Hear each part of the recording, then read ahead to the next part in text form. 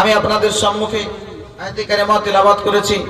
আল্লাহ পাক রব্বুল আলামিন বলেন, হাবিব আপনি বলুন আমাকে যারা ভালোবাসতে চায় সে যেন আপনাকে আপনার ইত্তেবা করে, আপনাকে ভালোবাসে।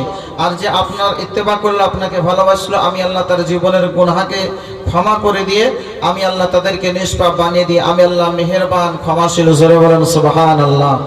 আল্লাহ নবী সাল্লাল্লাহু আলাইহি ওয়াসাল্লামকে ভালোবাসলে আল্লাহকে পাওয়া যাবে, আল্লাহর নবীকে আপন করলে আল্লাহকে পাওয়া যাবে। এটা হচ্ছে মূল বিষয়। আজ আপনি নামাজ পড়েন, রোজা রাখেন, হজ করেন, যাকাত দেন, পাঁচটা স্তম্ভের মধ্যে চারটা স্তম্ভের উপরে আপনি আমল করেন, আপনি ইমানদার হতে পারবেন না। কারণ বাকি এই চারটা হচ্ছে আপনার আমল, আর ঈমান হচ্ছে আমার রাসূল সাল্লাল্লাহু আলাইহি ওয়াসাল্লামের প্রেম ভালোবাসা। জোরে বলুন সুবহানাল্লাহ। मोहम्मद की मोहब्बत दीर हक की शर्त अव्वल है, इसी में हो अगर खामी तो सब कुछ नामुकम्मल है। मोहम्मद सल्लल्लाहु अलैहि ওয়াসাল্লামের মহব্বত ভালোবাসা প্রেমটাই হচ্ছে ঈমানের আসল জিনিস। রাসূল করিম সাল্লাল্লাহু আলাইহি ওয়াসাল্লামের মহব্বত প্রেম ভালোবাসা যদি অন্তরে না থাকে তাহলে কোনো ইবাদত কোনো বান্দেগি কিছুই আপনার কাজে লাগবে না। মা ফাতেমা রাদিয়াল্লাহু তাআলা আনহা জীবনী শুনছেন।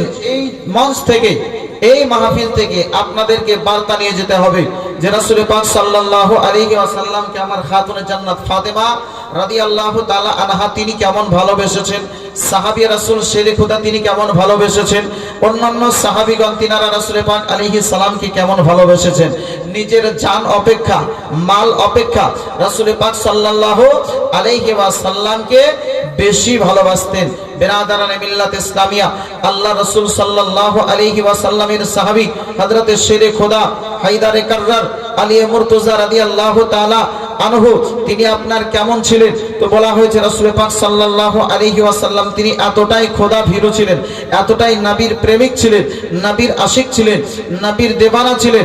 যেই দিন রাসূল পাক সাল্লাল্লাহু আলাইহি ওয়াসাল্লাম তিনি হিজরত করে মক্কা ছেড়ে মদিনার পথে রওনা হয়েছেন, সেই দিন রাসূল পাক সাল্লাল্লাহু আলাইহি ওয়াসাল্লাম ওই রাত্রিতে যখন কাফিরেরা চতুর্দিক ঘেরাও করেছিল, আমার রাসূল সাল্লাল্লাহু আলাইহি ওয়াসাল্লাম বলেছিলেন, হে আলী আজকে তুমি শোনো, আমার বিছানাতে তুমি শুয়ে যাও।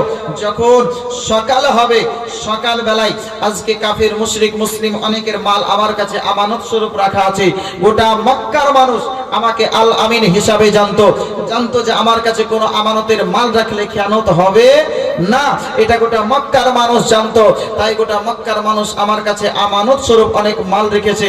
এ আলী শোনো, সকালবেলাতে এই আমানতের মালগুলো তাদের কাছে পৌঁছে দিয়ে আলী তুমিও হিজরত করে এই মক্কা ছেড়ে মদিনায় চলে আসবে। জোরে বলেন সুবহানাল্লাহ।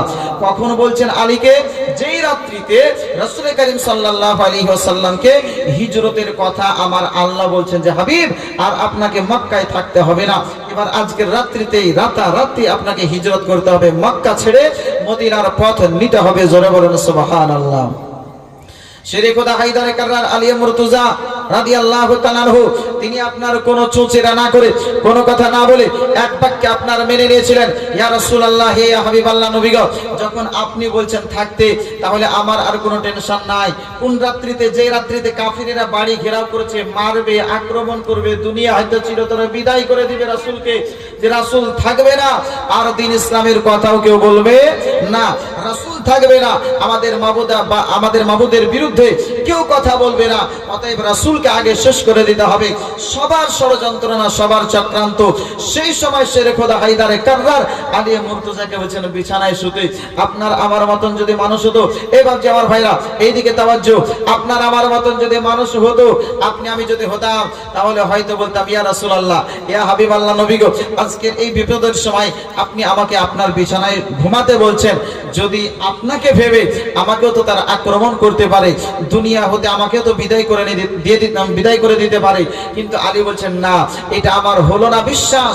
আমার বিশ্বাস এটাই হলো যে নবী যখন বলেছেন আগামীকাল এই মালগুলোকে বন্টন করার পরে তুমিও হিজরত করে চলে আসবে, তার মানে আমার বিশ্বাস যে আজকের রাত্রিতে আমার ইন্তেকাল হবে না? জোরে বলেন সুবহানাল্লাহ।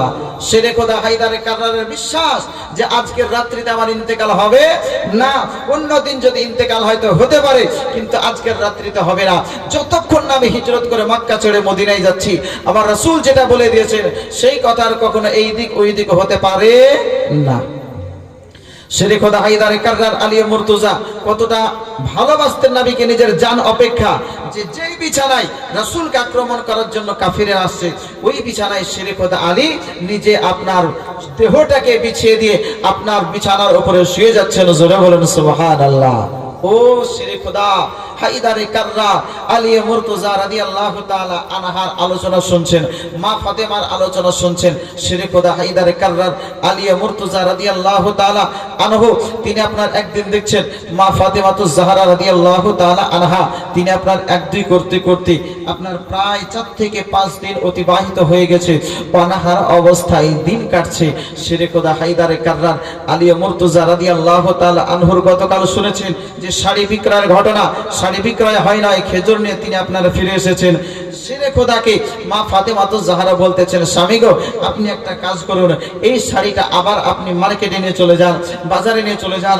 বাজারে যাওয়ার পর এই শাড়িটাকে বিক্রি করে যা রোজগার, যা পয়সা, যা মূল্য আপনি পাবেন, ওই পয়সাটা দিয়ে কিছু খাদ্য খাবার কিনে নিয়ে আসবেন। আজকে আমাদের এই শিশু বাচ্চা হাসানের দিকে তাকানো সম্ভব হচ্ছে না, হোসাইনের দিকে তাকে অন্তরটা ফেটে যাচ্ছে। স্বামী ও আমার মাথার মুকুট, আজকে আপনার কাছে সেই রকম আজ পর্যন্ত কিছু আপনার কাছে আবদার করিনি, এতটুকুই আজকে সন্তানের ভালোবাসায় আপনার কাছে আবদার করতে বাধ্য। ওগো আমার স্বামী, ওগো আমার মাথার মুকুট, আপনি একটা কাজ করুন, আজকে ইমাম হাসান হোসাইনের জন্য আমার এই শাড়িটা যেটা আমার আব্বাজান, আমার এই পোশাকটা আমার আব্বাজান যেটা উপহার স্বরূপ আমাকে দিয়েছেন, এই উপহারের পোশাকটা আপনি বিক্রয় করে যা মূল্য পাবেন সেই মূল্য দিয়ে আমাদের জন্য কিছু খাবার নিয়ে আসুন। জোরে বলেন সুবহানাল্লাহ। শেরে খোদা হায়দারে কাররার আলী মুর্তজা রাদিয়াল্লাহু তাআলা আনহু তিনি আপনারা বলতেছেন, ও ফাতেমা আজকে তাহলে তোমার শাড়িটা দাও, তোমার কাপড়টা পোশাকটা দাও, তোমার পোশাকটাকে নিয়ে বাজারে চলে যায়। মা ফাতেমা রাদিয়াল্লাহু তাআলা আনহা তিনি যেন আপনার কি করলেন, আজকে নিজের আব্বাজান যে উপহার উপঢৌকন বিবাহের দিন আপনার দিয়েছিলেন, ওই উপহারের জিনিসটা আজকে বিক্রয় করার জন্য শেরে খোদা হাতে নিয়েছেন, বাজারের দিকে রওনা হয়েছেন। টুক টুক টুক টুক করে আপনারা বাজারের দিকে চলতে আরম্ভ করেছেন। হায়দারে কাররার আলী মুর্তজা রাদিয়াল্লাহু তাআলা আনহু তিনি আপনার কি করলেন, কাপড়খানা নিয়ে বাজারে উপস্থিত হয়েছেন। বাজারে বিক্রয় করবেন, কত টাকায় বিক্রয় হবে, কততে আপনার বিক্রি হবে। শেরে খোদা হায়দারে কাররার আলী মুর্তজা রাদিয়াল্লাহু তাআলা আনহু তিনি আপনার কাপড়খানা বিক্রি করছেন মাত্র 6 দিরহামে, 6 টাকাতে। 6 টাকায় কাপড়খানা বিক্রি করে 6 টাকা নিয়ে বাজারে আপনারা চলে যাচ্ছেন। এবার কিছু ফল ফ্রুট কিনবো, খাবার কিনবো, খাবার কিনে আমার সংসারের দিকে, বাড়ির দিকে নিয়ে যাব। আমি হাসানকে দেব, হোসাইনকে দেব, আমার বিবি সাহেবা ওই জান্নাতি রমণীদের সরদারিনী ফাতেমার হাতে তুলে দেব। মা ফাতেমা আজকে বাচ্চাদেরকে বুঝিয়ে বুঝিয়ে আপনার সংসারে রাখছেন। সারাদিন আলী রাদিয়াল্লাহু তাআলা আনহু ঘোরাঘুরি করেন, কোন জায়গায় কাজ পান না। একদিন হলো, দুদিন হলো, 3 দিন, এইরকম কয়েকদিন অতিবাহিত হয়ে গেল। শেরে খোদা হায়দারে কাররার আলী মুর্তজা কোন জায়গায় কাজ পাননি। 5 দিন হয়ে যাচ্ছে। শেরে খোদা হায়দারে কাররার পোশাকটাকে বিক্রয় করে ওই 6 টাকা নিয়ে, 6টা দিরহাম নিয়ে আজকে ফল ফ্রুট কিনতে যাবেন। এমন সময় একটা ঘোড়াওয়ালা যেন আপনার বলতেছে, ওগো আলী আজকে তুমি কোথায় যাচ্ছ, কোথায় চলতে আরম্ভ করেছো বলো। শেরে খোদা হায়দারে কাররার আলী মুর্তজা রাদিয়াল্লাহু তাআলা আনহু তিনি আপনার বলতেছে, শোনো রে ভাই শোনো, আজ 1-2 করতে করতে 5 দিন অতিবাহিত হয়ে গেল। আমাদের সংসারে কোন রকমের অনন জ্বলে নাই, আমাদের সংসারে কোন রকমের খাবার হয় নাই, আমাদের সংসারটা যেন ঠিকঠাক ভাবে চলে না। শোনো রে ভাই শোনো, আজকে আমার বাচ্চাদের মুখে একটু আহার তুলে দেওয়ার জন্য, আমার বাচ্চাদেরকে একটু মুখে হাসি ফোটানোর জন্য আমি চতুর্দিকে ঘোরাঘুরি করেছি, অনেক জায়গায় গিয়েছি। কোন জায়গাতে যাওয়ার পরে একটাও কাজ পাই না রে ভাই। শোনো, চতুর্দিক থেকে ফেরত এসেছি, ব্যাক এসেছি, রিটার্ন এসেছি, কোন জায়গাতে কাজ পাওয়া যায়নি।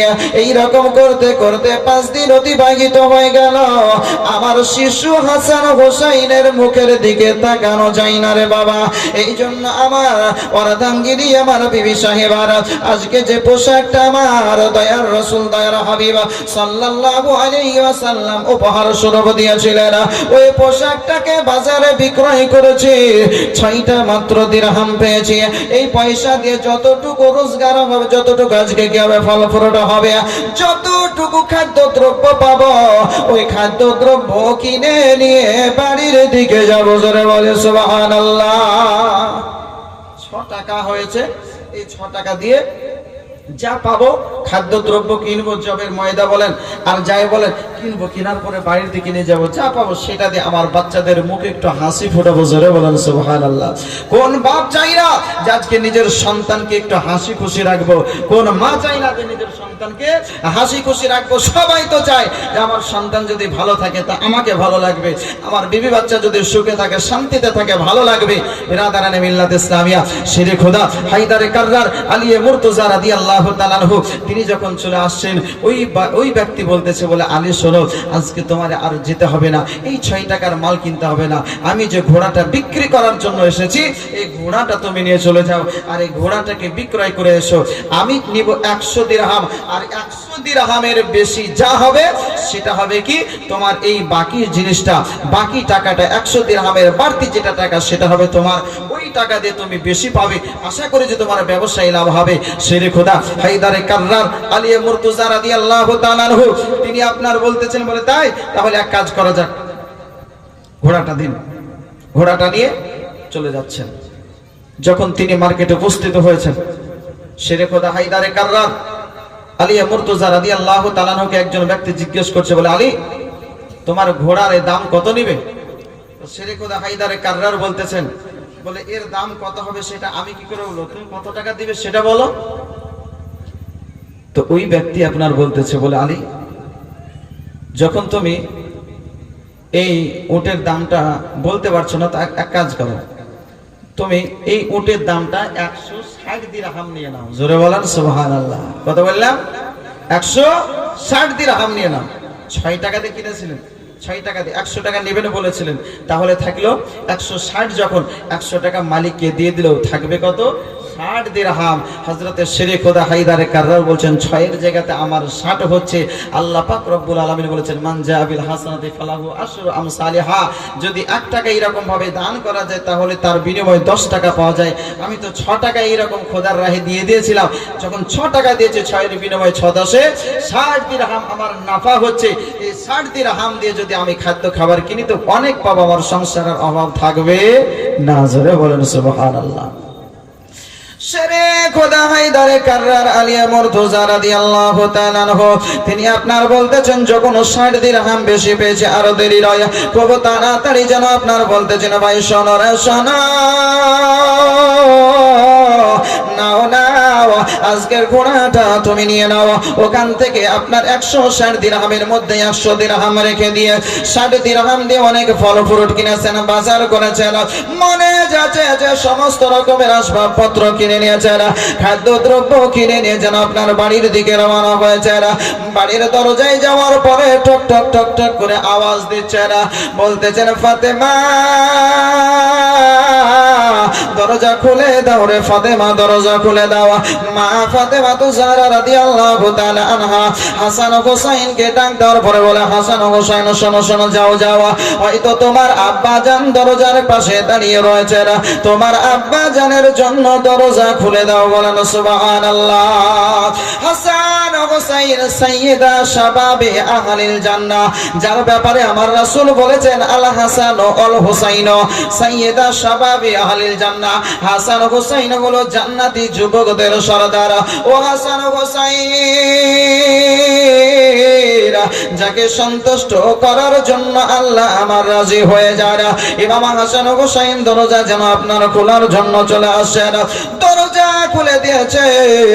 এমন সময় এসে খোদার কাছে দেখছেন অল্প স্বল্প নয়, অনেকগুলো সামান পত্র আপনার খাদ্য দ্রব্য রয়েছে।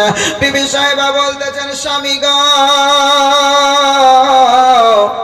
আপনি এতগুলো সামানপত্র খাদ্য দ্রব্য কোথায় পেলেন একবার বলো না। শেরে খোদা হায়দারে কাররার বলতেছেন, বলে ফাতেমা শোনো শোনো, আমরা তো কেনার জন্য শাড়িখানা নিয়ে গেছিলাম, ওই শাড়িখানা বিক্রয় করে 6 দিরহাম পেয়েছিলাম, ওই 6 দিরহাম দিয়ে বাজার করেছে, ফল ফ্রুট কিনেছিল। বিবেচনা আমার মা ফাতেমা বলতেছেন, স্বামী গো, আমার বিশ্বাস হয় না 6 দিরহামে এতগুলো সামান পাওয়া যাবে। বলেন সুবহানাল্লাহ। বিশ্বাস হয় না যে 6 দিরহামে এত। বলে হ্যাঁ, ওই 6 দিরহাম থেকেই তো হয়েছে। বলে কেমন করে? সমস্ত ডিটেলস খবর শোনাচ্ছে। মা ফাতেমা বলতেছেন, বলে তাহলে ঠিক আছে, কিন্তু যদি এটাই হতো যে আপনি হয়তো কোনো দিক থেকে নিয়ে এসেছেন, আমি ফাতেমা চাই না এইরকম ভাবে কোন রকমের অন্যায় খাদ্য খেতে। জোরে বলেন সুবহানাল্লাহ।